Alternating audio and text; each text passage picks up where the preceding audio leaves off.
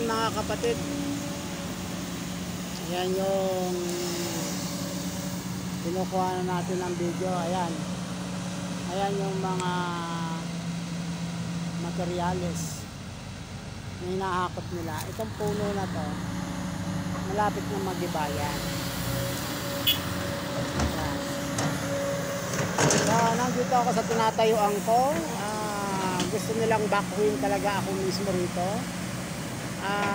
Sana naman ang lokal na gobyerno ay kumilos. Bakit ganito? DNR, ano ba ang ginawa mo rito? Talagang wala ka na bang awa DNR?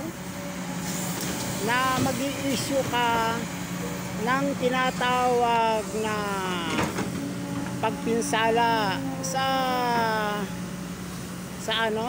tawag nito, sa kalikasan.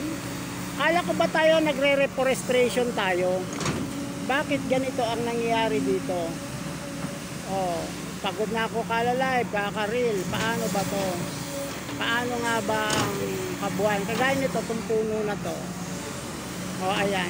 Kayong mga anitong nandyan sana. Ay, nako.